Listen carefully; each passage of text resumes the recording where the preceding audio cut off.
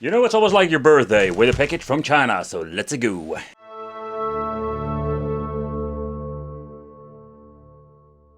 Welcome back to the channel. It's awesome that you're tuning in. So in this video, we're going to take a close look at the Super VIB TV 169 in one or the 520 in one. They even put a different sticker on it. But what we're going to get is more like this very unique, let's say AliExpress mini console. That is no rip-off like the Super NES, the Mega Drive. No, this is something unique, or so far I know. Inside the box, what we're going to get, let's take a closer look. So first of all, the product itself comes in different colors. Like this grayish, but this one comes in the two-tone translucent edition. I like it. We're also doing a quick teardown. Yeah, to be honest, I think it's not really necessary. You can't really see what kind of PCB is in it. But still, I want to rip and tear.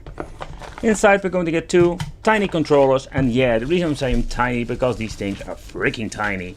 But look, we'll open it up later. Sadly, there is no HDMI functionality. We're going to get a micro USB.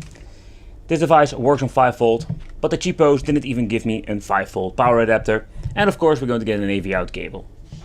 Inside we're going to get the toilet paper manual like always. I didn't pronounce it correctly. Toilet paper manual. Yeah, the booklet, Super VIB TV. Here you can see like in quick overview. Yeah, it's more like a quick solution and problem guide. Yeah, something we don't need. But let's take a close look at it. I'm only going to use one freaking controller. I don't need it, I have a spare one laying around.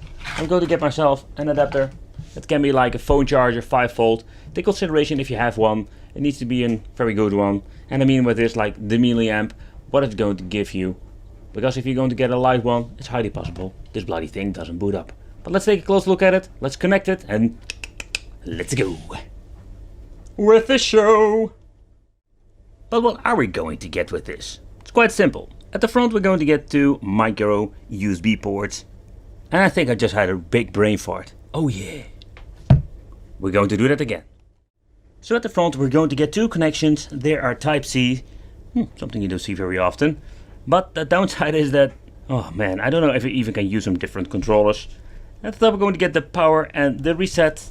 And then going to turn it around. We're going to get the micro USB. Here is the micro USB. Yep, for the power. And the TV out. That is analog out. I'm hoping in the future they will make like an HDMI edition. That would be cool. Alright, so let's take a close look at the controllers. Okay, the thing that I find a little bit concerning is that, yeah, it's a Type-C connection. And seriously, in my collection I have a lot of shitty Chinese controllers and a lot of good ones. But I don't own one of these. So if this thing breaks down, I have no idea. We can basically pick it up. Or you can use, like, say, an adapter from Type-C to normal USB. Maybe we can try it out in the future. If you want to, let me know in the comments. The D-pad feels quite nice. Select start and a 6-button layout. But so far I know, it's 8-bit, so we don't going to need basically more than 2 buttons. Yeah, maybe for the turbo. But let's connect it all and let's see how good this freaking thing is. Because the VIB stands for vibration function or something like that. Yeah, nevertheless, there are 30 games of it that have vibration function in the controller. Ooh, exciting. Alright, so everything has been connected. But fun fact is, like, a weird thing is going on with this device. While powering it on, you can maybe even see the moving the controller. You can even hear maybe.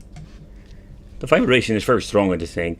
Okay, so what are the menus where we're going to get? It seems to be that if you're looking at the box and you're looking at the display itself, they did upgrade it. Like, I bet they give us more like 40 games now with vibration function. So in total we're having 520 games. Ooh, still a very strange combination. But let's take a close look at the menu and what are actually going to get.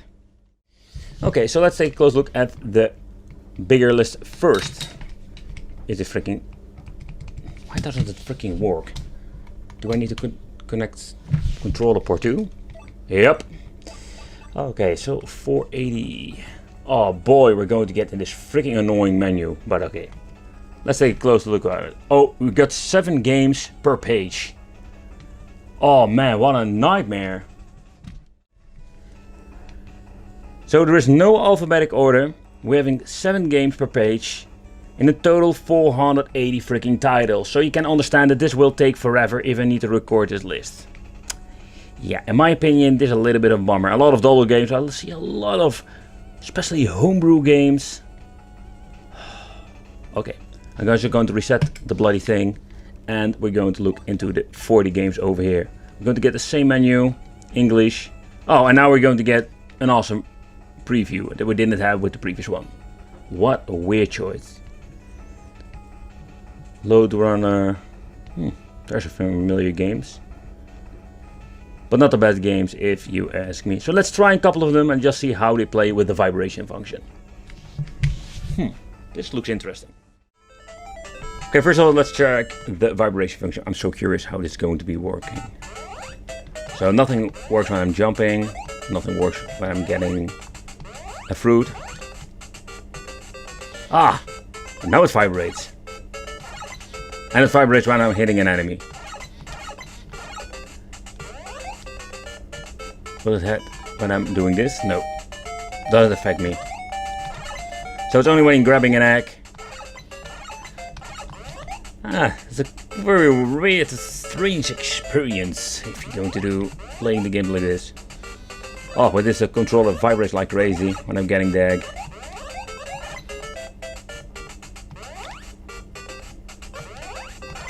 Ow. Let's see what happens if I'm going to get myself that powerful, invincible fairy. Oh, crap. Almost. Nothing. It stops vibrating when the egg pops out and stops vibrating then. That's it. Oh, and it also stops vibrating when hitting an enemy. Okay.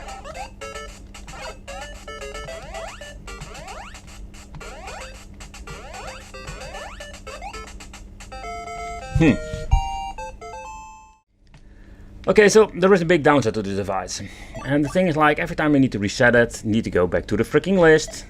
You need to choose the freaking language and you need to choose the freaking game. Oh man, this is just one big freaking nightmare.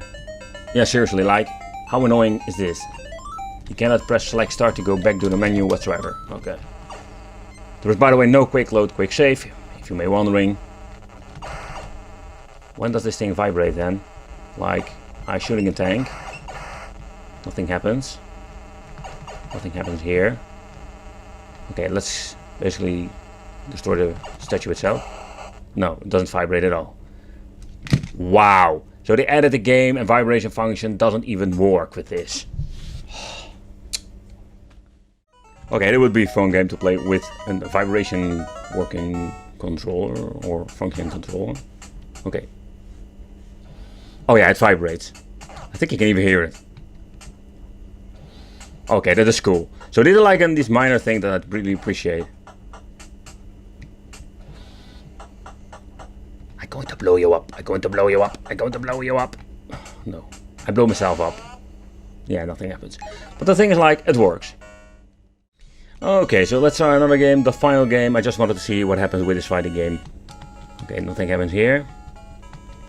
Ah, cool. When I'm hitting, I'm going to vibrate like crazy. Okay.